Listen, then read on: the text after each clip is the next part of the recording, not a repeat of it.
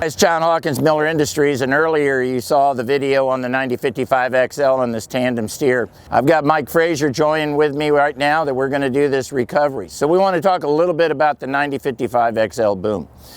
Still with the 250,000 pound DP winches, the XL boom over the standard 9055 is some 60 inches of greater reach and still retains that same capacity at full extension. And we talked earlier in the video about the boom pivot and how we move that boom pivot some 24 inches further forward. That gets that weight up onto that front steer axles, and it gets that ability to tow this mixer from the rear, which you've seen in the video, and ability of taking things that weigh over 20,000 pounds and have that towability. But one of the things that we want to talk about is the recovery capabilities of this unit. We've got the extendable rear jacks on this model. We're not going to back up to this mixer here and do this recovery from either the back side or the front side. We're actually going to do it in an inline situation, just like you were on the interstate. So we're going to show how to stabilize that boom, because that boom's up out of the cradle in the rear tailboard. We're going to talk about that line going down to a low pull and how we've wrapped this frame rail up on the high side and come completely up underneath the drum, so we're kind of cradling that drum for the lift. This is a more challenging recovery because all of the weight is on the back side.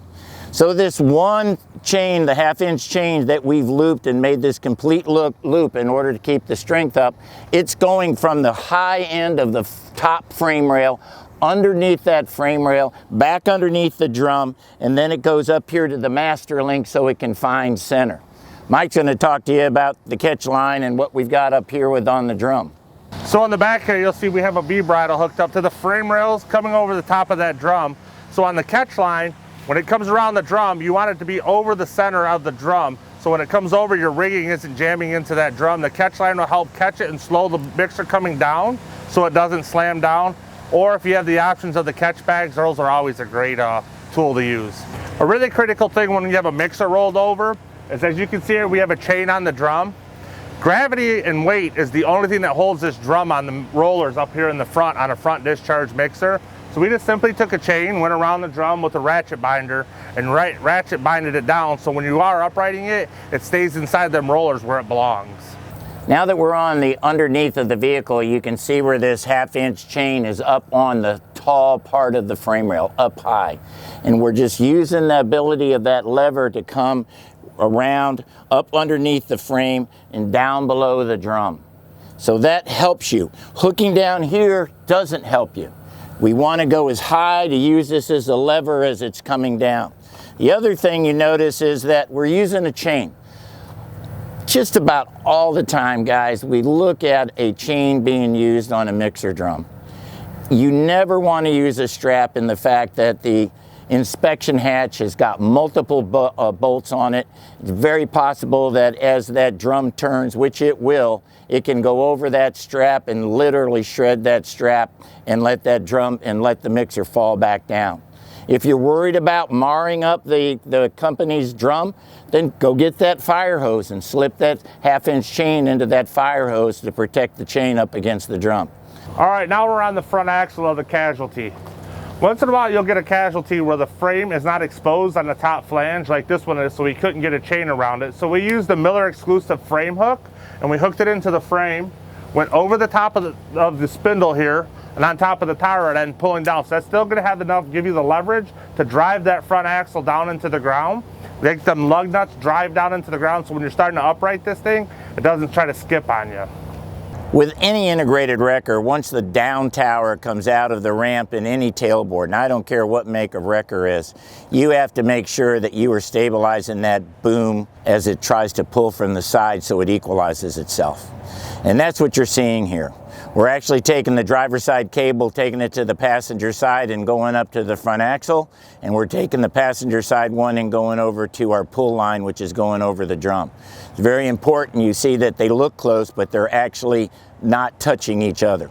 If they were, you have the ability to make that and switch it around. But what we're trying to do is come to the far side of the vehicle to get as much weight of the vehicle to stabilize this truck, not to want to raise up. If you had to use both lines going to the same direction, you always have a 20-foot chain. Take that 20-foot chain, Attach it to the D-ring up at the shiv head and come back to the tailboard and then run your boom up to tighten that chain, and that keeps it from wanting to pull over. Now, one thing before Mike actually does the recovery, the rear spades. There is absolutely no reason for the rear spades to take 100% of this load, ladies and gentlemen. Let's use the components on this cab and chassis. Let's leave some weight on the tires. Don't get the tires off the ground. These tires actually are allowing you to have friction to keep it from sliding if you're winching from the back or over to the side.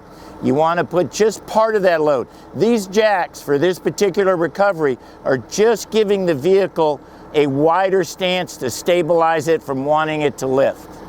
All right, Mikey, let's take the controls and show these people how we're going to roll her over. All right, guys, we're going to do what Tom Luciano always loves to tell us: pick and pull, pick and pull. So you always want to pick on that top line and pull down on that front axle some. So first we're going to go on that blue line just a little bit, get some weight on it. Then we're going to go on the white line here on the front axle, and it's actually going to drive the weight down into the ground. And you'll see the truck want to actually drive that front axle down.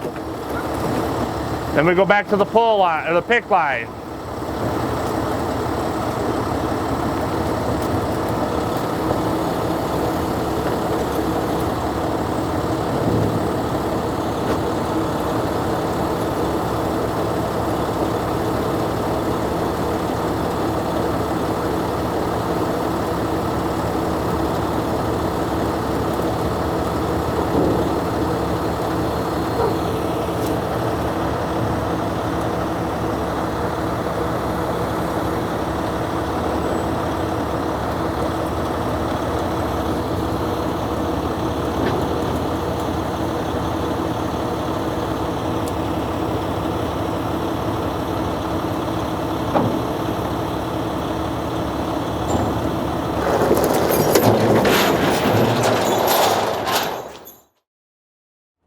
And that's how you properly perform a 60-degree angle rollover.